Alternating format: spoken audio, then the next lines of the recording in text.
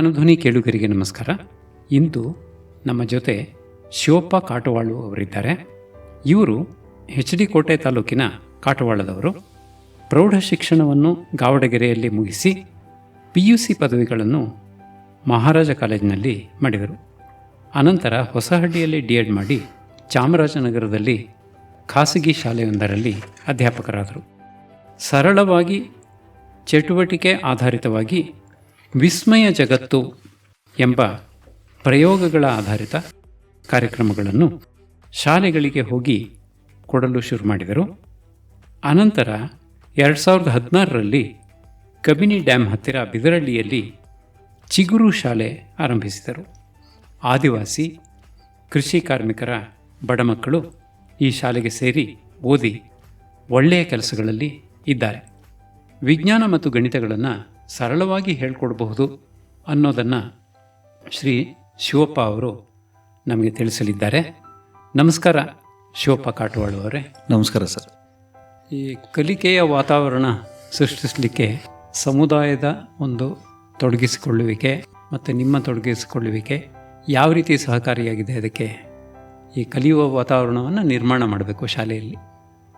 ಇವರು ಹೇಳ್ತಾರಾ, ಅವರ ಪೇರೆಂಟ್ಸ್ ಎಲ್ಲ ಶಾಲೆಯಲ್ಲಿ ತುಂಬ ಚೆನ್ನಾಗಿದೆ ಅಂತ ಕಳಿಸ್ಕೊಡ್ತಾರೆ ಒಳ್ಳೆಯ ಒಂದು ರೀತಿಯಲ್ಲಿ, ಮತ್ತು ಅವರೇನಾದರೂ ಇನ್ವಾಲ್ವ್ ಆಗ್ತಾರಾ ಈ ಶಾಲೆಯ ಚಟುವಟಿಕೆಗಳಲ್ಲಿ? ಈಗ ಅಂದರೆ ಸರ್, ನಾವು ಚಟುವಟಿಕೆ ಮಾಡುವಾಗ ನಮಗೆ ಫೀಡ್ಬ್ಯಾಕ್ ಬರುತ್ತೆ. ಈ ಥರ ಆ್ಯಕ್ಟಿವಿಟಿಗಳಾದ ನಾವು ಪ್ರತಿದಿನ ಅದು ಫಾರ್ವರ್ಡ್ ಮಾಡ್ತಾ ಇರ್ತೀವಿ. ಎಲ್ರಿಗೂ ಏನು ಚಟುವಟಿಕೆಗಳು ನಡೀತವೆ ಅವನ್ನೆಲ್ಲ ನೋಡ್ತಾರೆ, ಖುಷಿ ಪಡ್ತಾರೆ, ಭಾಳ ಚೆನ್ನಾಗಿ ಎಜುಕೇಷನ್ ಕೊಡ್ತಾ ಇದ್ದಾರೆ ಅಂತ. ಮತ್ತು ನಮ್ಮಲ್ಲಿ ಒಂದು ಸಿಸ್ಟಮ್ ಮಾಡಿದೆ. ಈಗ ಮಕ್ಕಳದ್ದು ಏನಾದ್ರು ಬರ್ತ್ಡೇ ಇದ್ದರೆ ಆ ಮಗು ಹೆಸರಲ್ಲಿ ಒಂದು ಬುಕ್ಸ್ ಕೊಡುವಂಥದ್ದು, ಶಾಲೆಗೆ ಯಾವ್ದಾದ್ರು ಒಂದು ಫೋಟೋ ತಂದು ಕೊಡು, ಇದನ್ನೆಲ್ಲ ನಮ್ಮ ಪೇರೆಂಟ್ಸು ಭಾಳ ಖುಷಿಯಿಂದ ಮಾಡ್ತಾರೆ. ನಾವೆಲ್ಲೂ ಕೇಳಲ್ಲ.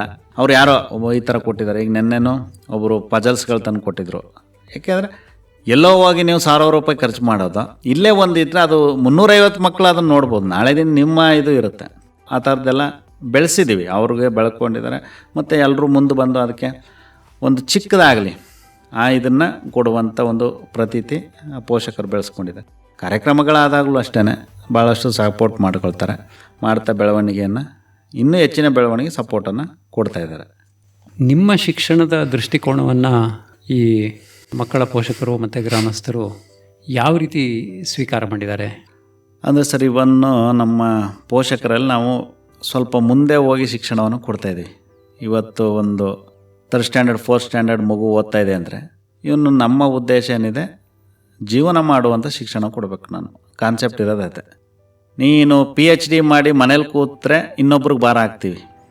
ಅದೇ ಒಂದು ಮಗು ಅಥವಾ ಒಂದು ಶಾಲೆಯಲ್ಲಿ ಅವ್ನು PUC ಮಾಡಿ ಡಿಗ್ರಿ ಮಾಡಿ ಅವನ ಹತ್ರ ಒಂದು ಸ್ಕಿಲ್ ಇತ್ತು ಅಂದರೆ ಇವನು 10 ಜನ ಕೆಲಸ ಕೊಡ್ತಾನೆ. ಈ ಕಾನ್ಸೆಪ್ಟ್ ನನಗೆ ಭಾಳ ಇಂಪಾರ್ಟೆಂಟು. ನೀವು ಹೋಗಿ ಕೆಲಸ ಮಾಡೋದು ಸೆಕೆಂಡ್ ಪ್ರಯಾರಿಟಿ. ಮೊದಲು ನಾನೇ ಒಂದು ಕೆಲಸಗಳನ್ನು ಸೃಷ್ಟಿ ಮಾಡುವಂಥ ಶಿಕ್ಷಣವನ್ನು ಕೊಡಬೇಕು ಅವನಿಗೆ. ಆಗಿದ್ದಾಗ ಮಗು ತನ್ನ ಇದನ್ನು ತಾನು ಬೆಳವಣಿಗೆ. ಯಾಕೆಂದರೆ ನಾನು ಇದು ಎಕ್ಸಾಂಪಲ್ ಯಾಕೆ ಹೇಳ್ತೀನಿ ಅಂದರೆ, ನಮ್ಮ ಶಾಲೆಯಲ್ಲಿ ಪ್ರತಿಯೊಂದು ಸ್ವಾಭಾವಿಕವಾಗಿ ಅವರೇ ಮಾಡ್ಕೊಳ್ಳುವಂಥ ಅಂಶಗಳನ್ನು ನಾವು ಗಮನಿಸ್ತೀವಿ. ಏನೇನು ಮಾಡ್ಕೊಳ್ತಾರೆ? ಈಗ ಕೆಲವೊಂದು ಏನಂದರೆ, ನೀವು ಗಮನಿಸಿ, ನಮ್ಮನ ಇದರಲ್ಲಿ ನಾವು ಮೈಕ್ ತಂದಿಟ್ಟಿದ್ದೀವಿ. ನಮ್ಮಲ್ಲಿ ಯಾರಿಗೂ ನನಗೆ ಆಪ್ರೇಟ್ ಮಾಡೋದು ಇದೆಲ್ಲ ಗೊತ್ತಿಲ್ಲ. ಈಗ ನಮ್ಮಲ್ಲಿ ಮಕ್ಕಳು ಏನಂದರೆ, ಇವನ್ ಅದು ಹೇಗೆ ಅನ್ನೋ ಹೊಸ ತಂದು ನಾವು ಕೊಟ್ಟು ಯಾರೋ ಇನ್ನೊಬ್ರು ಬಂದು ಹೇಳ್ಕೊಟ್ಟಿರೋದು. ಈಗ ಅವರು ವಿತಿನ್ 10 ಮಿನಿಟ್ಸಲ್ಲಿ ಹಾಕ್ಬಿಡ್ತಾರೆ ಅಸೆಂಬ್ಲಿಗೆ. ನೆಕ್ಸ್ಟು ಈಗ ಬೆಳಿಗ್ಗೆ ಮಾರ್ನಿಂಗ್ ಈವ್ನಿಂಗು ಇದನ್ನೆಲ್ಲ ಹಾಕಿ ಸಿಸ್ಟಮ್. ನಾನೆಲ್ಲೋ ಒಂದು ಯಾವುದೋ ಒಬ್ಬರು ಸ್ಪೀಕರ್ ಗಾಡಿದೇನೋ ಅದು ವೇಸ್ಟಾಗಿ ಇಟ್ಟಿದ್ರು. ಮಕ್ಕಳು ಅದನ್ನ ಎಷ್ಟು ಚಟುವಟಿಕೆ ಅಂದರೆ ಅದು ನೀಟಾಗಿ ಇದು ಮಾಡಿ ಕನೆಕ್ಷನ್ ಕೊಟ್ಟು ಇದು ನಾವು ಯಾಕೆ ವೇಸ್ಟು ಅಂತ ಎಸಿಬೇಕು ಅಂತ ಇದ್ದದನ್ನ ಚೆನ್ನಾಗಿ ಬರ್ತಾಯಿದೆ ಸರ್. ಯಾಕೆ ಅಂದರೆ ಈ ಕ್ರಿಯೇಟಿವ್ನೆಸ್ ಇರಬೇಕು ಮಕ್ಕಳಲ್ಲಿ. ಕಸವನ್ನು ರಸ ಮಾಡುವಂಥ ಒಂದು ಶಿಕ್ಷಣವನ್ನು ಕಲಿಸ್ಬೇಕು. ನಾನು ಹೇಳೋದು ಅದನ್ನೇ. ಒಂದು ಪೋಷಕರು ವ್ಯವಸಾಯ ಮಾಡ್ತಾಯಿದ್ದಾರಾ, ನಾವು ಮಕ್ಕಳಿಗೆ ಹೇಳ್ತೀವಿ ಶನಿವಾರ ಮತ್ತು ಭಾನುವಾರ ತಂದೆಗೆ ಹೋಗಿ ಸಹಾಯ ಮಾಡಬೇಕು, ನೀವು ಹೊಲದಲ್ಲಿ ಉಳಿ, ಏನು ತೊಂದರೆ ಇಲ್ಲ, 1-2 ಲೈನ್ ನೀವು ಇದು ಮಾಡಿ ಕಲಿಬೇಕು. ಇದನ್ನೆಲ್ಲ ವೃತ್ತಿಪರ ಒಂದು ಶಿಕ್ಷಣದ ಜೊತೆ ಸ್ವಾವಲಂಬಿಗಳಾಗಿ ನಿಂತ್ಕೊಳ್ಬೇಕು. ಇವತ್ತು ನಾವು ಗಮನಿಸ್ತೀವಿ, ಎಷ್ಟೋ ಜನ ನಮಗೆ ನಿರುದ್ಯೋಗಿಗಳು ಅಂತ ಹೇಳ್ತೀವಿ, ಕೆಲಸ ಇಲ್ಲ ಅಂತ ಹೇಳ್ತಾರೆ. ಕೆಲಸ ಇದೆ, ಮಾಡೋರಿಲ್ಲ ಅಷ್ಟೇ. ಈ ಥರದ್ದು ಆಗಬಾರ್ದು ನಮ್ಮ ಈ ಹಂತದಲ್ಲಿ. ಈಗ ನಮ್ಮ ಮಕ್ಕಳಿಗೆ ಪ್ರತಿಯೊಂದನ್ನು ಕಲಿಸ್ತೀವಿ. ಈಗ ಚಟುವಟಿಕೆ ಆಧಾರಿತವಾಗಿ ನಮ್ಮ ಶಾಲೆಯಲ್ಲಿ ನಾವು ಈಗ ಏನೇ ಕಾರ್ಯಕ್ರಮ ಮಾಡಿದ್ರು ಅವ್ರು ಒಂದಿನ ಎಲ್ಲ ಮಕ್ಕಳು ಸೇರ್ಕೊಂಡು ರೆಡಿ ಮಾಡಿಬಿಡ್ತಾರೆ. ರಿಸ್ಕ್ ಇರೋಲ್ಲ. ಇದು ಮಾಡ್ಬೇಕು ಸರ್, ಅದು ಭಾಳ ಚಿಕ್ಕ ಮಕ್ಕಳು ಅಷ್ಟೇ ಆ್ಯಕ್ಟಿವ್ನೆಸ್ ಇರ್ತಾರೆ. ಯಾಕೆ ಇದನ್ನು ಕಲಿಕೆಯಲ್ಲೂ ಅಷ್ಟೇ ಸರ್, ಇದು ಮಾಡೋದು ಅದು ಮಾಡಿ ಮೇಡಮ್, ಇದು ಮಾಡಿ ಮೇಡಮ್ ಅವ್ರ ಚಟುವಟಿಕೆಗಳನ್ನು ತಡೆದು ಹೇಳ್ತಾರೆ. ಸರ್ ತುಂಬ ಇದೆ, ನಾನು ಹೇಳ್ತಾ ಇರೋದು ನೀವು ಎಷ್ಟು ಚಟುವಟಿಕೆಗಳನ್ನು ಇಟ್ಕೊಂಡಿರ್ತೀರಿ ಅಷ್ಟು ಅವರನ್ನು ಮ್ಯಾನೇಜ್ ಮಾಡ್ಬೋದು.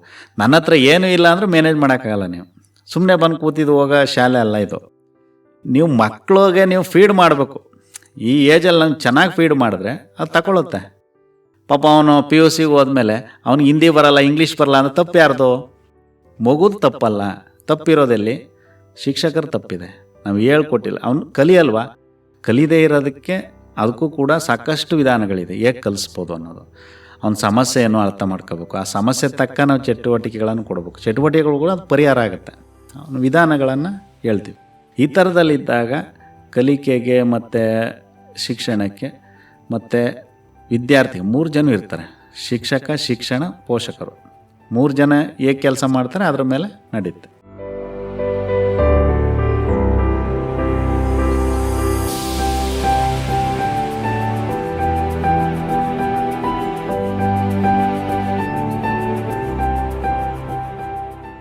ನಿಮ್ಮ ಶಾಲೆಯ ಬೆಳವಣಿಗೆಗೆ ಸರ್ಕಾರ ಅಥವಾ ಖಾಸಗಿ ಸಂಸ್ಥೆಗಳು ಏನಾದರೂ ಬೆಂಬಲ ಕೊಟ್ಟಿದ್ದಾವ?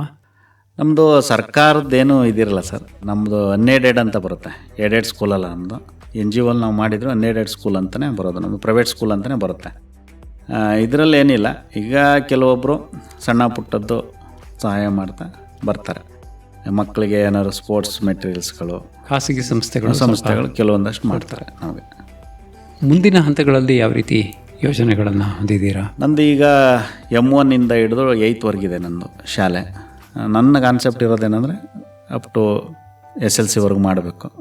ಯಾಕೆಂದರೆ ಒಂದು 12 ವರ್ಷ ಅವ್ರಿಗೆ ಭದ್ರವಾಗಿ ಒಂದು ಬುನಾದಿಯನ್ನು ಹಾಕೊಟ್ಟಾಗ ಅದ್ರ ಮೇಲೆ ಅವರು ಇನ್ನು ಶಿಕ್ಷಣವನ್ನು ಮುಂದುವರಿಸ್ಬೋದು ಅನ್ನುವಂಥ ಕಾನ್ಸೆಪ್ಟನ್ನು ಹೊಂದಿದ್ದೇನೆ. ಅದು SLC ವರೆಗೂ ಮಾಡಿ ಇನ್ನು ಮುಂದಿನ ಹಂತಕ್ಕೆ ಕೊಂಡೊಯ್ಯಬೇಕು ಅನ್ನುವಂಥದ್ದು ನನ್ನ ಮುಖ್ಯ ಉದ್ದೇಶ. ಇತರ ಶಿಕ್ಷಕರಿಗೆ ನೀವು ಯಾವ ತರಹದ ಸಲಹೆಗಳನ್ನು ಕೊಡ್ತೀರಾ? ಸರ್, ನಾನು ಟೀಚರ್ಸ್ಗೆಲ್ಲ ಹೇಳೋದು ಭಾಳ ಮುಖ್ಯವಾಗಿರ್ತಕ್ಕಂಥ ಅಂಶ ಏನಂದರೆ, ನಮ್ಮಲ್ಲಿ ನಾವು ಕಲಿಸ್ಬೇಕಾದ್ರೆ ಆದಷ್ಟು ನಾವು ವಿಭಿನ್ನವಾಗಿ ಹೋಗ್ಬೇಕು ತರಗತಿಗೆ. ಯಾಕೆಂದರೆ ಇವತ್ತು ನನಗೊಬ್ಬರು ಟೀಚರ್ ನನ್ನ ಕ್ಲಾಸಿಗೆ ಬರ್ತಾರೆ ಅಂದರೆ ಮಕ್ಕಳು ಏನು ತಗೊಂಡು ಬರ್ತಾರೆ ಇವತ್ತು ಕ್ಲಾಸ್ಗೆ ಅನ್ನೋದನ್ನ, ಏನು ಯಾವ ಥರ ಒಂದು ಚಟುವಟಿಕೆ ಇರುತ್ತೆ, ಏನು ಮಾಡ್ತಾರೆ ಅನ್ನೋ ಕ್ಯೂರಿಯಾಸಿಟಿಯನ್ನು ಬೆಳೆಸ್ಕೊಳ್ಳಿ. ಮಕ್ಕಳಿಗೆ ಭಾಳ ಇಂಪಾರ್ಟೆನ್ಸ್ ಇದು. ಪ್ರತಿದಿನ ನಾವು ನೀವು ಹೇಳಿದ್ರೆ ಅವಾಗಲೇ ಮ್ಯಾಥ್ಸು ಇದನ್ನು ಪುಸ್ತಕ ಹಿಡ್ಕೊಂಡು ಪಾಠ ಮಾಡೋದು, ಸೋಷಿಯಲ್ ಪುಸ್ತಕ ಹಿಡ್ಕೊಂಡು ಓದೋದು, ಉರಿ ಹೊಡೆಯೋದ್ರಿಂದ ಏನೂ ನಾವು ಇದು ಮಾಡೋಕ್ಕಾಗಲ್ಲ. ಮಕ್ಕಳಿಗೆ ಅದು ಕಲಿಯೋದಕ್ಕೂ ಇಂಟ್ರೆಸ್ಟ್ ಇರಲ್ಲ. ಅದನ್ನು ತೋರಿಸುವಂಥ ವಿಭಿನ್ನವಾದ ಚಟುವಟಿಕೆಗಳನ್ನು ನಾವು ತಗೊಂಡೋಗ್ಬೇಕು. ಅದು ಒಂದು ಪೇಪರ್ ಆಗಲಿ, ಪೇಪರ್ಲಿ ಏನು ಮ್ಯಾಜಿಕ್ ಅವ್ರಿಗೆ ಏನು ತೋರಿಸ್ಬೋದು, ಅದರಲ್ಲಿ ಯಾವ ಥರ ಒಂದು ಇದು ಮಾಡ್ಬೋದು, ಅದೊಂದು ಚಿಕ್ಕದು ಮಾಡಿ ನಾವು ನಂತರ ಶುರು ಮಾಡಿ. ಈಗ ಯಾಕೆ ಅಂದರೆ ಇವೆಲ್ಲ ಮಕ್ಕಳಲ್ಲಿ ಇದ್ದರೆ ಅವರು ಕಲಿಯೋದಕ್ಕೆ ಸಾಧ್ಯತೆ. ಟೀಚರ್ಸ್ಗಳು ಒಂದೇನಂತಂದರೆ ನನ್ನ ಉದ್ದೇಶ ಇಷ್ಟೇ, ಎಲ್ಲವನ್ನ ಕಲ್ತಿದ್ದೀನಿ ಅನ್ನೋದನ್ನ ಬಿಡ್ಬೇಕು. ನಾವು ಯಾವಾಗಲೂ ಕಲಿತೀವಿ ಅನ್ನೋದನ್ನ ಹೋಗ್ಬೇಕು. ಕಲ್ತಾಯಿತು ನಾನು ಬರೀ ಕಲಿಸೋದು ಅಂದರೆ ನಾವು ಶಿಕ್ಷಕರಲ್ವೇ ಅಲ್ಲ. ನಾವು ಪ್ರತಿದಿನ ಕಲಿತೀವಿ, ಕೊನೆವರೆಗೂ ಕಲಿತೀವಿ ಅನ್ನೋದು ಇಟ್ಕೊಂಡು ನಾವು ಶಾಲೆ ಒಳಗಡೆ ಹೋಗ್ಬೇಕು. ಮತ್ತು ನಾವೆಲ್ಲನೂ ಕಲ್ತಿದ್ದೀವಿ, ನೀವೆಲ್ಲ ಅದನ್ನು ಕಲಿಬೇಕು ಅನ್ನೋದನ್ನ ಬಿಡಿ. ಯಾಕೆಂದರೆ ಅವ್ರು ನಿಮಗೆ ಮುಂಚೆ ಕಲ್ತಿರ್ತಾರೆ. ಆದರೆ ಅದಕ್ಕೆ ತಕ್ಕಂತೆ ಅದಕ್ಕೆ ಹೇಳ್ತಾರೆ, ಒಳಗಡೆ ಇರ್ತಕ್ಕಂಥ ಅಭಿವ್ಯಕ್ತಿ ಸಾಮರ್ಥ್ಯವನ್ನು ಹೊರಗಡೆ ತೆಗೆಯುವಂಥದ್ದೇ ನಿಜವಾದ ಶಿಕ್ಷಣ. ಮಗುವಿನ ಹೊರಗಡೆ ತೆಗಿಬೇಕು, ಅವನಲ್ಲಿ ಆಲ್ರೆಡಿ ಇರುತ್ತೆ. ಅದರಲ್ಲಿ ನಾವು ಮಾರ್ಗದರ್ಶಕರಾಗಿ ಅವ್ರಿಗೊಂದು ವಿಶೇಷವಾದಂಥ ಒಂದು ಒತ್ತನ್ನು ಕೊಟ್ಟು ಅವನಿಗೆ ಯಾವುದರಲ್ಲಿ ಚಟುವಟಿಕೆ ಇದೆ ಅನ್ನೋದನ್ನ ಗಮನಿಸ್ಕೊಳ್ಬೇಕು.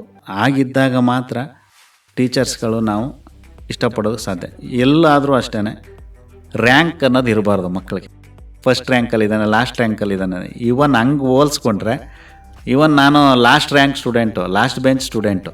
ನಮ್ಮ ಮಾಸ್ಟರ್ ಯಾವಾಗಲೂ ಒಬ್ಬರು ನಾನು ಹೈಸ್ಕೂಲಲ್ಲಿ ಹೇಳ್ತಾಯಿದ್ರು, ನೀನು ಪಾಸ್ ಆಗಲಿಲ್ಲ ಅಂದರೆ ಆನೆ ಕಾಯಕ್ಕೆ ಹೋಗ್ಬೇಕಾಗತ್ತೆ ಅಂತ. ಯಾಕೆಂದ್ರೆ ನಮ್ಮ ಕೋಟೆ ಅಂದರೆ ಆನೆ ಜಾಸ್ತಿ ಇರುತ್ತೆ. ಯಾಕೆ ಇದನ್ನು ಹೇಳ್ತಾರೆ ನಾನು ನೋಡಿ, ಇದು ಎಷ್ಟು ಪ್ರಭಾವ ಬೀರುತ್ತೆ ಅಂತ ನಾನು ಶಾಲೆ ಶುರು ಮಾಡಿದ್ಮೇಲೆ ನಾನು ಆ ಸರ್ನು ಒಂದು ಸಲ ಆದರೂ ನಾನು ಶಾಲೆಗೆ ಕರೆಸ್ಬೇಕು ಅನ್ನೋದು ನನಗೆ ಭಾಳ ಆಸೆ ಇತ್ತು. ಅವರು ಹೋದ ವರ್ಷ ನಾನು 10ನೇ ವರ್ಷದ ಆನ್ಯುವಲ್ ಡೇಗೆ ಬಂದಿರು ಶಾಲೆಗೆ.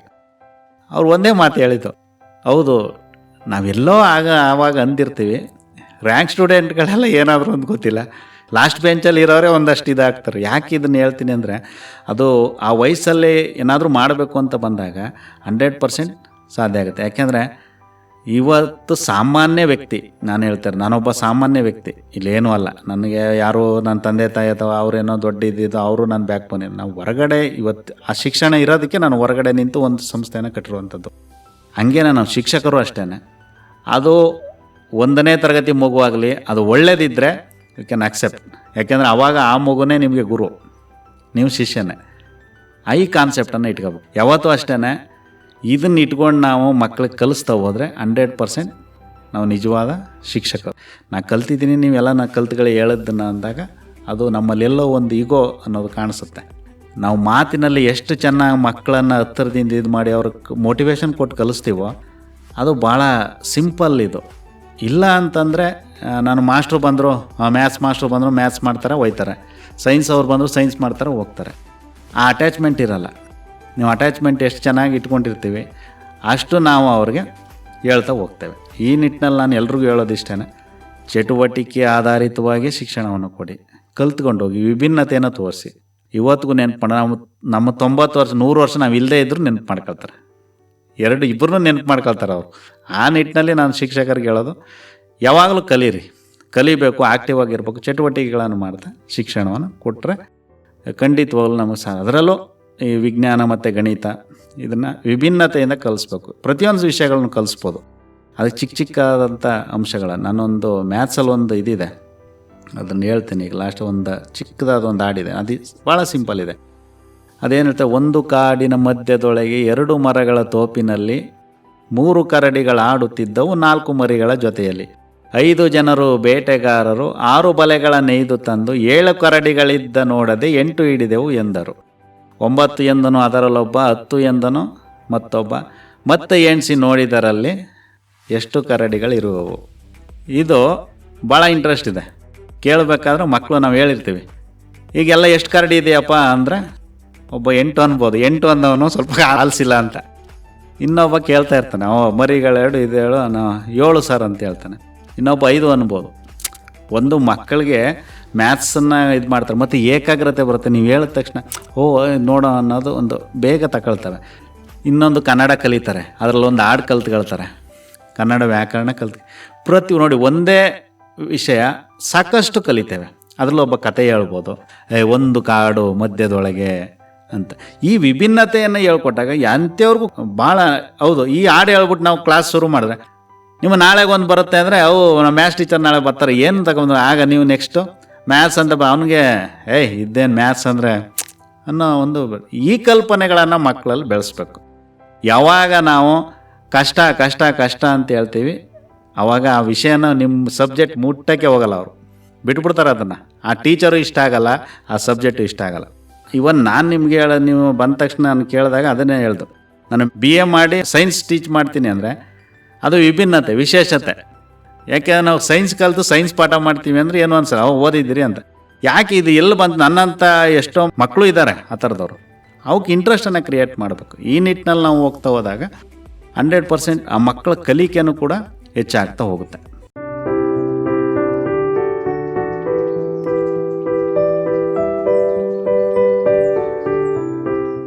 ನಿಮ್ಮ ಶಿಕ್ಷಣದಿಂದ ಮಕ್ಕಳ ಜೀವನದಲ್ಲಿ ಏನೇನು ಬದಲಾವಣೆ ಆಯಿತು ಅಂತ ಅನ್ನೋದನ್ನು ಹೇಳ್ತೀರಾ? ನಮ್ಮ ಶಾಲೆಯಲ್ಲಿ ನೋಡಿ, ಬೇರೆ ಹಂತಕ್ಕೂ ನಮ್ಮದಕ್ಕೂ ಭಾಳ ವಿಶೇಷತೆ ಇದೆ. ನಮ್ಮ ಶಾಲೆಯಲ್ಲಿ ಏನಂದರೆ ಫಸ್ಟು ಸೆಲ್ಫ್ ಡಿಸಿಪ್ಲಿನನ್ನು ಕಲಿಸ್ತೀವಿ. ನಮ್ಮ ಮಕ್ಕಳಿಗೆ ಹೇಳೋದಿದ್ದೇನೆ, ಯಾರಿಗೂ ಇವತ್ತಿನಿಂದನೇ ನೀವು ತಂದೆ ತಾಯಿಗಳಿಗೆ ಹೊರೆ ಆಗಬಾರ್ದು. ಯಾಕೆ ಅಂತೇಳಿ ನಾನು ಅದನ್ನೇ ಹೇಳೋದು. ನಾವು ಫಸ್ಟು ಬೇಸಿಕ್ ಇದನ್ನು ಹೇಳ್ಕೊಡ್ತೀವಿ. ನಿಮ್ಮ ಮನೆಯಲ್ಲಿ ಒಂದು ಹೆಣ್ಣು ಮಗು ಆದರೆ ನಾನು ಹೇಳ್ತೇನೆ, ನಿಮ್ಮ ತಾಯಿ ಅಡುಗೆ ಮಾಡ್ತಾರೆ, ನಿನ್ನ ಪಾತ್ರೆ ತೊಳ್ಕೊಡ್ಬೇಕು, ಮನೆ ಕೆಲಸಗಳನ್ನು ಮಾಡಿಕೊಡ್ಬೇಕು, ತಂದೆ ತಾಯಿಗಳನ್ನ ಗೌರವದಿಂದ ಕಾಣಬೇಕು. ಮನೇಲಿ ಅಜ್ಜಿ ತಾತ ಇದ್ದರೆ ಅವ್ರ ಹತ್ರ ಹೋಗಿ ಕೂತ್ಕೊಂಡು ಮಾತಾಡಬೇಕು, ಒಂದು ಸ್ವಲ್ಪ ಹೊತ್ತು ಏನು ಹೇಳ್ತಾರೆ ಕೇಳಬೇಕು, ಯಾರು ರಿಪೀಟ್ ಮಾಡಬಾರ್ದು. ಹೋದ ತಕ್ಷಣ ನೀವು ಆಟ ಆಡಿ ಇಷ್ಟೊತ್ತವರೆಗೆ, ಇದನ್ನೆಲ್ಲ ನಾವು ಫಸ್ಟೇ ಕಲಿಸ್ತೀವಿ. ಆಟೋಮೆಟಿಕ್ ಹೊಸ್ದಾಗಿ ಸೇರಿಸ್ಬಿಟ್ಟವ್ರಿಗೆ ಒಂಥರ ಚೇಂಜಸ್ ಪೇರೆಂಟ್ಸ್ಗಳಿಗೆ ಇದಾಗ್ಬಿಡುತ್ತೆ. ಅಯ್ಯೋ ಸರ್ ಎಷ್ಟು ಬದಲಾವಣೆ ಆಗ್ಬಿಟ್ಟವ್ರು ಸರ್, ಮೊದಲು ಬರ್ತಾಯಿದ್ದ ಬ್ಯಾಗ್ ತೆಗೆದು ಒಳಗಡೆ ಎಷ್ಟು ಬಿಡ್ತಿದ್ದ, ಯಾವ ಬರೋದೇ 7 ಗಂಟೆ ಆಗ್ತಾಯಿತ್ತು ಅಂತ. ಈಗ ಹಂಗೆ ನಾವು ಹೇಳಿರ್ತೀವಿ, ಆಟನೂ ಆಡಿ ಪಾಠನೂ ಮಾಡಿ ಮತ್ತು ಮನೆಯಲ್ಲಿ ತಂದೆ ತಾಯಿ ಇವ್ರನ್ನೆಲ್ಲ ಇದು ಮಾಡಿ ಅಂತ. ಈ ಥರದಲ್ಲಿ ಮಕ್ಕಳಲ್ಲಿ ಸಾಕಷ್ಟು ಬದಲಾವಣೆ ಇದೆ. ಮತ್ತು ಸೆಲ್ಫ್ ಡಿಸಿಪ್ಲಿನ್ ಬಂದಿದೆ. ಮತ್ತು ವ್ಯಾವಹಾರಿಕ ಇದನ್ನು ಕಲಿಸಿರ್ತೀವಿ ನಾವು. ಗಂಡು ಮಕ್ಳು ಹೆಣ್ಮಕ್ಳಿಗಾದ್ರೆ ಹೇಳ್ತೀವಿ, ಈ 7ನೇ ಕ್ಲಾಸ್ ಇದ್ರೆ 8 ಇದ್ರೆ 5ನೇ ಕ್ಲಾಸಿಂದನೇ ಶುರು ಮಾಡ್ತೀವಿ. ಏನಾದ್ರು ಹೇಳಿದ ತಕ್ಷಣ ಹೋಗ್ಬೇಕು, ತಗೊಂಡು ಬನ್ನಿ.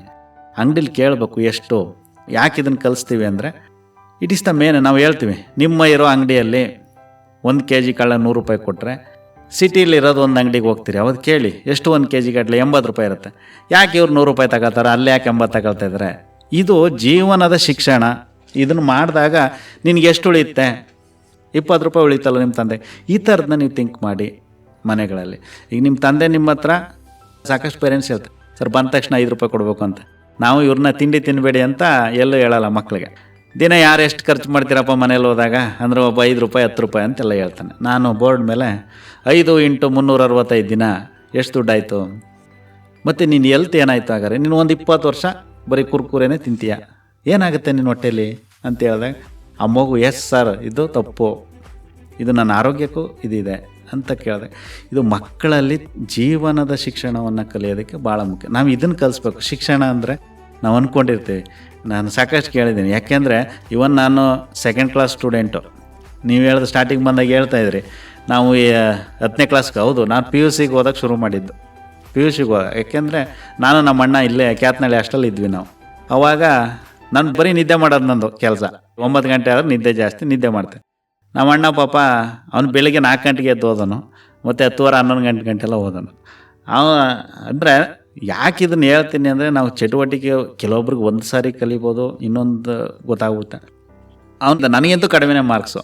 ಆದರೆ ಯಾಕೆ ಅಂದರೆ ಅದೊಂದು ತಿಳ್ಕೊಳ್ಳೋ, ಅರ್ಥ ಮಾಡ್ಕೊಂಡು ನಾವು ಹೇಗೆ ವಿಷಯವನ್ನು ಹೊರಗಡೆ ಹಾಕಬೇಕು ಅನ್ನೋದು ಭಾಳ ಇಂಪಾರ್ಟೆನ್ಸ್ ಇರುತ್ತೆ. ಅದಕ್ಕೆ ನಾವು ಹೇಳೋದು, ಮಕ್ಕಳೇ ಖುಷಿಯಿಂದ ಕೆಲಸ ಮಾಡಿ, ಮನೆಯಲ್ಲಿ ಇಷ್ಟಪಟ್ಟು ಕೆಲಸ ಮಾಡಿ. ಈಗ ನಿಮ್ಮ ತಾಯಿ ನೀರೆಲ್ಲೋ ನಲ್ಲಿ ನೀರು ಬಿಟ್ಟಿರಲ್ಲ 3-4 ದಿನ, ನೀರು ತಗೊಂಡು ಬಾ ಅಂತಾರೆ, ಹೋಗಿ ತಗೊಂಡು ಬಾ. ಬಂದ ತಕ್ಷಣ ನಿಮ್ಮ ತಾಯಿ ನಿನ್ನ ಅಪ್ರಿಷಿಯೇಟ್ ಮಾಡ್ತಾರೆ. ನಾವು ಪೇರೆಂಟ್ಸ್ಗಳಿಗೂ ಹೇಳ್ತೀವಿ, ನಿಮ್ಮ ಮಗು ಒಂದು ಚಿಕ್ಕ ಕೆಲಸ ಮಾಡಿದ್ರು ಮನೇಲಿ ಅಪ್ರಿಷಿಯೇಷನ್ ಮಾಡಬೇಕು, ಖುಷಿ ಪಡಿಸ್ಬೇಕು. ಆವಾಗ ಮಕ್ಕಳು ಬೆಳೀತಾರೆ, ಬದಲಾವಣೆ ಕಾಣುತ್ತೆ ಮನೇಲಿ. ಇದನ್ನೆಲ್ಲ ಕಲ್ತ್ಕೊಂಡಾಗ ಸಾಧ್ಯತೆ ಇರುತ್ತೆ.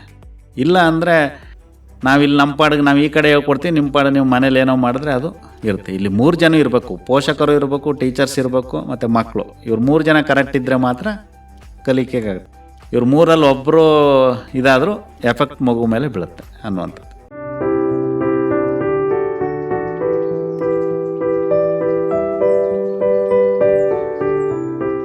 ಈ ಆದಿವಾಸಿ ಮಕ್ಕಳು ಬೇರೆ ಮಕ್ಕಳ ಜೊತೆಯಲ್ಲಿ ಹೊಂದ್ಕೊಂಡ್ಬಿಡ್ತಾರೆ, ಮುಖ್ಯವಾಹಿನಿಯಲ್ಲಿ ಒಂದಾಗ್ಬಿಡ್ತಾರೆ ಅಂಥೇಳಲ್ಲ, ಆ ಶಿಕ್ಷಣ ವ್ಯವಸ್ಥೆಗೆ ಹೊಂದ್ಕೊಂಡ್ಬಿಡ್ತಾರೆ ಅಂತ ಹೇಳಿದರೆ, ಇದು ಯಾವ ರೀತಿ ನಿಮ್ಮ ಶಾಲೆ ಅವರನ್ನು ಆ ರೀತಿ ಸಿದ್ಧಪಡಿಸ್ತಾ ಇದೆ? ಈಗ ನಾನು ಸಾಕಷ್ಟು ನೋಡಿದ್ದೀನಿ, ನಾನು ಅದನ್ನೆಲ್ಲ ನೋಡಿದ್ದೀನಿ. ಟೀಚರಿಂದ ಹಿಡಿದು ಮಕ್ಕಳಿಂದ ಹಿಡಿದು ಎಲ್ಲ ಗುಂಪುಗಾರಿಕೆ ಇರುತ್ತೆ, ದೊಡ್ಡ ದೊಡ್ಡ ಮಕ್ಕಳಾದ. ನಮ್ಮಲ್ಲಿ ಆ ಥರ ಸಿಸ್ಟಮ್ ಎಲ್ಲೂ ಇಲ್ಲ. ನಾವು ಫಸ್ಟ್ ಓಪನ್ ಆಗಿದೆ ಅನೌನ್ಸ್ ಮಾಡಿಬಿಡ್ತೀವಿ ಅಲ್ಲಿ ಅಸೆಂಬ್ಲಿಯಲ್ಲಿ. ಇಟ್ ಈಸ್ ನಾಟ್ ಯಾರು ನಿಮ್ಮ ಕ್ಲಾಸ್ದು ಅಂತಿಲ್ಲ. ಇಲ್ಲಿ ಎಲ್ಲರೂ ಚಿಗುರು ಸೃಜನ ಶಾಲೆಯಲ್ಲಿ ಓದ್ತಾ ಇರುವಂಥ ಮಕ್ಕಳು. ನೀವೆಲ್ಲ ಒಂದು ಮನೆ ಇದು, ಈ ಮನೇಲಿ ಎಲ್ಲರೂ ಇದ್ದೀರ ಅಲ್ವಲ್ಲ. ನಿಮ್ಮ ಮನೆಯಲ್ಲಿ ನಿಮ್ಮ ತಂದೆ ತಾಯಿ ನೀವು ಕುಟುಂಬ ಇರ್ತೀರೋ ಆ ಥರ. ಎಲ್ಲಿ ಮಕ್ಕಳು ಹೊಂದ್ಕೊಳಕ್ಕಾಗಲ್ಲ ಅಂದರೆ ಆ ಮಕ್ಕಳು ಅಯ್ಯೋ ಇವನ್ನ ಅಂದರೆ ಅದು ಪದೇ ಪದೇ ಹೇಳಿದಾಗ ಆ ಮಗುನೇ ದೂರ ಆಗ್ಬಿಡುತ್ತೆ. ಇದು ನಮ್ಮಲ್ಲಿಲ್ಲ. ಅದು ಯಾರೋ ಇವನು ಬಂದಾಗ ಇವನ್ ನಮ್ಮ ಶಾಲೆಲ್ಲ ಅದನ್ನು ನಾವು ಎಂಟ್ರಿನೇ ಮಾಡಲ್ಲ. ಎಷ್ಟೇ ಹೊಸ ಮಕ್ಕಳು ಬಂದು ನಾವು ಫಸ್ಟ್ ಹೇಳ್ತೀವಿ, ಯಾರು ಶಾಲೆಯಲ್ಲಿ ಗುಂಪು ಕಟ್ಟೋಂಗಿಲ್ಲ, ಟೀಮ್ ಆಗಿರ್ಬೇಕು ಎಲ್ಲರೂ ಅಂತ. ನಾವು ಪ್ರತಿಯೊಂದು ಮಗು, ನೀವು 8th ಸ್ಟ್ಯಾಂಡರ್ಡ್ ಮಗುನ ಕರೆದ್ಬಿಟ್ಟು M1 ಮಗು ಹೆಸರೇನು ಅಂದರೆ ಹೇಳುತ್ತೆ ಆ ಮಗು. ಯಾಕೆ ಅಂತ ಹೇಳ್ತೀನಿ, ಅವರು ಬಾಂಡಿಂಗ್ ಅಷ್ಟಿರುತ್ತೆ. ಈ ಚಿಕ್ಕ ಮಕ್ಕಳನ್ನು ಕರ್ಕೊಂಡೋಗಿ ಆಟ ಆಡ್ಕೊಳ್ತಾ, ಮತ್ತು ಎಲ್ಲೂ ಸಪ್ರೇಟಿಂಗ್ ಸಿಸ್ಟಮ್ಸ್ ಇಲ್ಲ. ಈಗ ದೊಡ್ಡ ಮಕ್ಕಳು ಚಿಕ್ಕ ಮಕ್ಕಳು ಕಂಡ್ರೆ ತಲೆ ಹೊಡೆಯೋದು, ಈ ಥರದ್ದು ನಾವು ಎಲ್ಲೂ ಇವತ್ತಿನವರೆಗೂ ನಮ್ಮ ಶಾಲೆಯಲ್ಲ ಅದು ಇಲ್ಲವೇ ಇಲ್ಲ. ಯಾರನ್ನೂ ಇದು ಮಾಡೋಂಗಿಲ್ಲ. ಎಲ್ಲರೂ ಅಣ್ಣ ತಮ್ಮ ತಂಗಿ ಅಕ್ಕ ಈ ಥರದಲ್ಲೇ ಇರಬೇಕು. ಆಗ ಆ ಮಕ್ಕಳಿಗೆ ಹೊಂದ್ಕೊಳ್ಳೋದು ಕಷ್ಟ ಅನ್ಸೋದೇ ಇಲ್ಲ. ನಾವು ಸ್ಟಾರ್ಟಿಂಗ್ ಬಂದ ತಕ್ಷಣವೇ ಅದನ್ನು ಇದು ಮಾಡ್ತೀವಿ. ಈ ಶಾಲೆಯಲ್ಲಿರೋ 2 ಮಕ್ಕಳನ್ನು ಹೊಸ್ದಾಗಿ ಬಂದಿರೋ ಒಂದು ಮಗುಗೆ ಜಾಯಿಂಟ್ ಮಾಡ್ತೀವಿ. ನೀವು ಅವರನ್ನು ಇನ್ನು 10 ಡೇಸಲ್ಲಿ ನಿಮ್ಮನ್ನು ಬಿಡಬೇಕು, ಮನೇನ ಮರಿಬೇಕು, ಆ ಥರ ಮಾಡೋ. ಅವನು ಆಗ ಆ ಮಗುನ ಊಟ ಮಾಡುವಾಗ ಆಟ ಆಡಬೇಕಾದ್ರೆ ಇವ್ರು ಹ್ಯಾಂಡ್ಲ್ ಮಾಡ್ತಾರೆ. ಆಗ ಆಟೋಮೆಟಿಕ್ ಆ ಮಗು ಶಾಲೆಗೆ ಹೊಂದ್ಕೊಳುತ್ತೆ. ಯಾಕೆಂದರೆ ಅವ್ನಿಗೆ ಅಷ್ಟರವರೆಗೆ ಫೀಲಿಂಗ್ ಬಂದ್ಬಿಟ್ಟಿರುತ್ತೆ, ಓ ಇದು ನಮ್ಮ ಶಾಲೆ ಅಂತ. ಹೊಸ್ದಾಗಿ ಬಂದವ್ರಿಗೆ ಆ ಥರದ್ದು ಅನಿಸಿಲ್ಲ. ಅದು ಡಿವೈಡ್ ಮಾಡಿದಾಗ ಅನಿಸುತ್ತೆ. ಈಗ ನಾನು ಒಂದು ಕಾಲೇಜ್ ಸೇರ್ಕೊಂಡೆ ಅಂದರೆ ಅಲ್ಲಿ ಯಾರೂ ಗೊತ್ತಿರಲ್ಲ, ಅವಾಗ ನಾವು ಪರಿಚಯ ಮಾಡ್ಕೊಳ್ಬೇಕಾಗತ್ತೆ, ಎಲ್ಲ ಇದಿರುತ್ತೆ, ಹೇಗಿರುತ್ತೆ ಅಂತ ಗೊತ್ತಾಗಲ್ಲ. ಬಟ್ ಇಲ್ಲಿ ನಾವು ಅದನ್ನು ಹೇಳೇ ಬಿಡ್ತೀವಿ. ಈ ಥರ ಇದು ಮಾಡಿದಾಗ ಮಗುನ ಒಬ್ಬೊಬ್ಬರು ಇದು ಮಾಡ್ಕೊಂಡು ಹೋಗ್ತವೆ.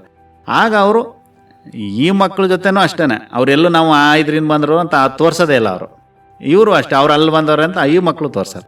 ಎಲ್ಲ ಒಂಥರ ಕ್ಯಾಶುವಲ್ ಆಗಿ ಎಲ್ಲ ಇದರಲ್ಲೂ ಭಾಗವಹಿಸ್ಕೊಂಡು ಆರಾಮಾಗಿರ್ತಾರೆ ಆ ಥರ. ಅಲ್ಲ, ಆದಿವಾಸಿ ಮಕ್ಕಳಿಗೆ ಯಾವಾಗಲೂ ಹೊರಗಡೆ ಬೆಳೆದ್ಬಿಟ್ಟು ಇಲ್ಲೇನೋ ಕೂಡು ಹಾಕೋದಾಗುತ್ತೆ, ಅವ್ರು ಕೂತ್ಕೊಳ್ಳಿಕ್ಕಾಗಲ್ಲ, ಅವಾಗವಾಗ ಹೊರಗಡೆ ಹೋಗಬೇಕಾಗುತ್ತೆ, ಈ ತರಹ ಆಗುತ್ತಲ್ಲ. ಇಲ್ಲ ಸರ್, ಇದು ಆಲ್ಮೋಸ್ಟ್ ಎಲ್ಲ ಈಗ ಮುಖ್ಯವಾಹಿನಿ ಬಂದಿರೋದ್ರಿಂದ ಆಲ್ಮೋಸ್ಟ್ ಅವರು ಆ ಥರದ ಆಟಿಟ್ಯೂಡ್ ಕಡಿಮೆ ಈಗ. ಯಾಕೆಂದರೆ ಎಲ್ಲ ಅವರು ಎಜುಕೇಟೆಡ್ ಇದಾಗಿದ್ದಾರೆ ಆಲ್ಮೋಸ್ಟು. ಎಲ್ಲರೂ ಈಗ ನಾವು ಗಮನಿಸ್ತೀವಿ ಸ್ವಲ್ಪ ಭಾಷೆ ಅವ್ರದ್ದು ಇರುತ್ತೆ, ಮಾತೃಭಾಷೆ ಒಂದು ಯಾವುದೋ ಇರುತ್ತೆ ಅವ್ರದ್ದು, ಅದನ್ನು ಮಾತಾಡ್ತಾರೆ. ಅದು ಬಿಟ್ಟರೆ ಎಲ್ಲೂ ನಾವು ಪದೇ ಪದೇ ಹೋಗ್ಬೇಕು ಹೊರಗಡೆ ಈ ಥರದ್ದೆಲ್ಲೂ ಇರಲ್ಲ.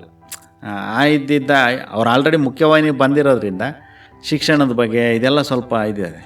ಜೊತೆಗೆ ಇಲ್ಲಿ ನಾವು ಅದಕ್ಕೆ ಪುಷಪ್ ಮಾಡಿದಾಗ ಆಟೋಮೆಟಿಕ್ ಆ ವಾತಾವರಣದಲ್ಲಿ ಹೊಂದ್ಕೊಳ್ತಾರೆ. ಯಾಕೆಂದರೆ ನೀವೀಗ ನನ್ನ ಮನೆಗೆ ಬಂದಾಗ ವಸ್ತಿರುತ್ತೆ, ನಿಮ್ಮ ಮುಜುಗರ ಅನಿಸುತ್ತೆ. ಏನೂ ಇಲ್ಲ ಸರ್, ನಿಮ್ಮ ಪಾಡು ನೀವು ಏನು ಬೇಕು ನಮ್ಮ ಮನೇಲಿ ಓಡಾಡ್ಕೊಂಡು ಊಟ ಮಾಡಿ ತಿಂಡಿ ಮಾಡಿ ಅಂದ್ಬಿಟ್ಟು ಒಂದು ವಾರ ಬಿಟ್ಟರೆ ನಿಮಗೆ ಅದು ಮನೆ ನಮ್ಮ ಮನೆ ಥರ ಅನ್ನೋ ಇದು ಬರುತ್ತೆ. ಆ ಥರದ್ದು ಅಲ್ಲಿ ಯಾವುದೋ ಡಿವೈಡಿಂಗ್ ಏನೂ ಬರಲ್ಲ ಅವ್ರಿಗೆ. ಶಾಲೆಯಲ್ಲಿ ನಾವೆಲ್ಲರೂ ಒಂದೇ, ಎಲ್ಲ ನಾವು ಒಂದು ಚಿಗುರು ಸೃಜನ ಶಾಲೆಯಲ್ಲಿ ಓದ್ತಾ ಇರುವಂಥ ಮಕ್ಕಳು ಅನ್ನೋದು ಬಂದಾಗ ಅವ್ರು ಯಾವುದನ್ನು ಕೂಡ ಆ ಥರದ್ದು ಎಲ್ಲೂ ಅಂದ್ಕೊಳ್ಳೋದಿಲ್ಲ. ಆ ಥರದ್ದು ಇದುವರೆಗೂ ನಮ್ಮಲ್ಲೇನು ಕನಸಿಲ್ಲ ನಮ್ಮ ಶಾಲೆಯಲ್ಲಿ. ಈಗ ನಾನು ಹೇಳ್ತೀನಲ್ಲ, ಆದಿವಾಸಿ ಮಕ್ಕಳು ಅಂದರೆ ಅವರು ಗೈರು ಹಾಜರಿ ಆಗ್ತಾರೆ ಅಂತ, ನಮ್ಮಲ್ಲಿ 100% ಬರ್ತಾರೆ ಅವರು, ಒಂದಿನೂ ರಜೆ ಹಾಕಲ್ಲ. ಈ ಥರದ ಮಕ್ಕಳಿದ್ದಾರೆ. ಯಾಕೆಂದರೆ ಫಸ್ಟು ಇಷ್ಟ ಆಗಬೇಕು ಅವ್ರಿಗೆ. ಯಾವುದೇ ಇದಾದರೂ ಇಷ್ಟ ಆದಾಗ ನಾನು ಪದೇ ಪದೇ ಮಿಸ್ ಮಾಡೋದು ಬೇಡದು ಇವತ್ತು ಅನ್ನೋದು ಗೊತ್ತಿರುತ್ತೆ. ನನಗೆ ಇಷ್ಟನೇ ಆಗಲಿಲ್ಲ ಅಂದರೆ ಆ ಶಾಲೆಗೆ ಹೋಗೋಕೆ ಒಂದೊಂದು ದಿನವೂ ಕಷ್ಟಪಡಬೇಕಾಗತ್ತೆ. ಆ ಥರದ್ದು ಇದೆ.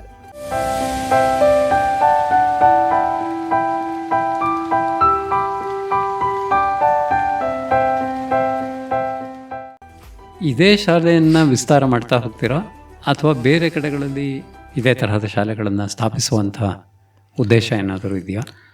ಅದೇ ಸರ್, ಅದು ನನ್ನ ಇದರಲ್ಲಿ ಇದೆ. ಅಂದರೆ ಬೇರೆ ಕಡೆ ಅಂದರೆ ಒಂದೇನಾದರೂ ನಾವು ಎಲ್ಲವನ್ನು ನೋಡಬೇಕಾಗತ್ತೆ.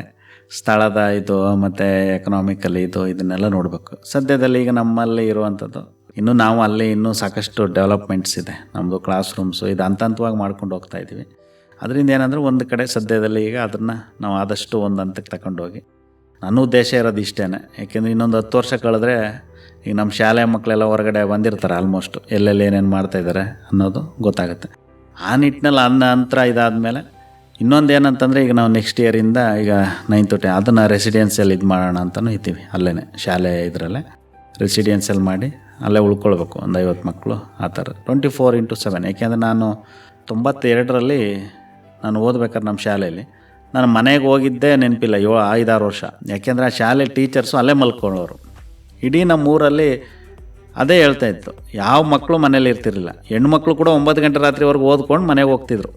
ಆ ಥರ ಸಿಸ್ಟಮ್ ಇತ್ತು ಅಂತಂದರೆ ಶಾಲೆಯಲ್ಲೇ ಓದ್ಕೊಳ್ಳೋದು. ಶಾಲೆಯಲ್ಲೇ ನಾವುಗಳೆಲ್ಲ ಶಾಲೆನೇ ಮನೆ ಮಾಡ್ಕೊಂಡಿದ್ವಿ. ಮನೆಗೆ ಹೋಗೋದು, ಫ್ರೆಶ್ ಅಪ್ ಆಗೋದು, ಪುನಃ ಶಾಲೆಗೆ ಬರೋದು, ಕೂತ್ಕೊ ಓದೋದು, ಪುನಃ 9ವರೆಗೆ ಬಿಡೋರು, ಮತ್ತೆ 8-8ವರೆಗೆ ಬಿಡೋರು, ವಾಶ್ ಮಾಡ್ಕೊಂಡು ಸ್ನಾನ ಮಾಡ್ಕೊಂಡು ನಾವು ಮತ್ತೆ ಶಾಲೆಗೆ ಬರೋದು.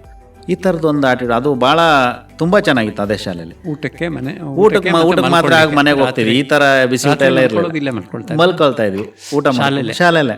ಆ ಥರ ಇದ್ದರು ಟೀಚರ್ಸು. ಅಂದರೆ ಅವರು ಒಂದು 7-8 ಜನ ಇದ್ದರು ಟೀಚರ್ಸು. ತುಂಬ ನಮಗೇನಂದ್ರೆ ಮನೆ ಮರೆತೇ ಹೋಗಿತ್ತು.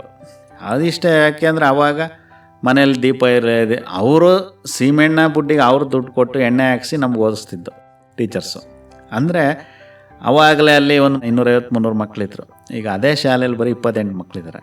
ಅಂದರೆ ನಾವು ಶಿಕ್ಷಣವನ್ನು ಎಷ್ಟು ಶಿಕ್ಷಕರು ಎಷ್ಟು ಆಸಕ್ತಿ ವಹಿಸ್ತಿರೋ ಅಷ್ಟು ಭಾಳ ಇಂಪಾರ್ಟೆಂಟ್. ಈಗ ಯಾಕೆಂದರೆ ನನಗೂ ಅದು ಇದೆ. ಈಗ ನಮ್ಮ ಟೀಚರ್ಸ್ ಹೆಂಗೆ ಮಾಡ್ತಾಯಿದ್ರು ಅದನ್ನು ನಾನು ಮಾಡಲೇಬೇಕು ಅನ್ನೋವಂಥದ್ದು ಇದೆ. ಈಗ ನಾನೇ ಅಲ್ಲೇ ಉಳ್ಕೊಂಡು ಅವ್ರನ್ನ ಉದ್ದೇಶ ಇಷ್ಟೇ. ನನ್ನ ಹತ್ರ 35% ಸ್ಟೂಡೆಂಟ್ಸು ಇದ್ದಾರೆ, 95% ಸ್ಟೂಡೆಂಟ್ಸು ಇದ್ದಾರೆ.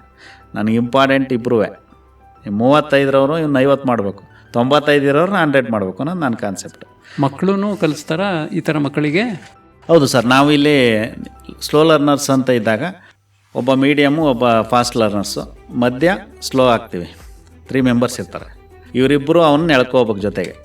ಈ ಸಿಸ್ಟಮನ್ನು ಮಾಡ್ತೀವಿ ನಾವು. ಮತ್ತು ಅವ್ರಿಗೆ ಬೆನ್ನೆಲುಬಾಗಿ ನಿಂತ್ಕೊಂಡು ಸಪೋರ್ಟ್ ಮಾಡ್ತಾ ಹೋಗ್ಬೇಕು. ಆ ಥರದ್ದು ಹಾಕಿದ್ದೀವಿ. ಮತ್ತು ಎಲ್ರಿಗೂ ಮಕ್ಕಳಿಗೆ ಎಲ್ಲೂ ಸ್ವಾರ್ಥತನ ಬರೋದಿಲ್ಲ. ಕೆಲವೊಂದು ಕಲ್ತಿದೆ, ಅವನು ಅಷ್ಟು ಮಾರ್ಕ್ಸ್ ತಗತ್ತೆ. ನಾವು ಹೇಳ್ತೀವಿ 30 ಜನ ಇದ್ದರು ನೀವು 30 ಜನ 100% ಆಗಬೇಕು. ನನಗೆ ಆ ಕಾಂಪಿಟೇಷನ್ ಇರಲಿ. ಅವನು ನನ್ನಿಂದ ಮುಂದೆ ಹೋಗ್ತಾನೆ ಅಂತಲ್ಲ, ನೀವು ಓಡಿ, ನೀವು ಚೆನ್ನಾಗಿ ಓಡಬೇಕು. ಇದ್ದಾಗ ನೀವು ತೆಗಿತೀರಿ. ಯಾಕೆಂದರೆ ಈ ಕೆಲವೊಂದು ಶಾಲೆಗಳು ಮಾಡ್ತೀವಿ, ಈಗ ಏನು ಓದೋಕ್ಕೆ ಬರಲ್ಲ ಅಂದರೆ 9th TC ಕೊಡ್ತಾರೆ. ಯಾಕೆಂದರೆ SSLC 100% ರಿಸಲ್ಟ್ ಬೇಕು. ಅದು ನಾನು ಭಾಳ ಖುಷಿ ವಿಚಾರ ಏನಂದರೆ ನಾನು 35 ಭಾಳ ಇಂಪಾರ್ಟೆಂಟು. ಯಾಕೆಂದರೆ ಏನಾಗ್ತಾರೆ ಅಂತ ಗೊತ್ತಿಲ್ಲ ಜಗತ್ತಲ್ಲಿ ಮುಂದೆ. ಅವರು ನಾವು ಇವತ್ತೇ ಅವ್ರನ್ನ ಹೊರಗಡೆ ಹಾಕಿದಾಗ ಅದೆಲ್ಲ ನಾಳೆ ಒಂದು ದೊಡ್ಡ ಕೆಲಸ ಆಗೋದು ನಿಂತೋಗುತ್ತೆ ಅನ್ನುವಂಥದ್ದು. ಅದಕ್ಕೆ ಏನಂದರೆ ಡಿವೈಡಿಂಗ್ ಸಿಸ್ಟಮ್ ಎಲ್ಲೂ ಇಲ್ಲ ನಮ್ಮ ಶಾಲೆಯಲ್ಲಿ. ಎಲ್ಲರೂ ಕೂಡ ಒಂದೇ ರೀತಿ ಕಲಿಕೆಯನ್ನು ಮಾಡ್ಕೊಂಡು ಹೋಗಬೇಕು ಅನ್ನುವಂಥದ್ದು.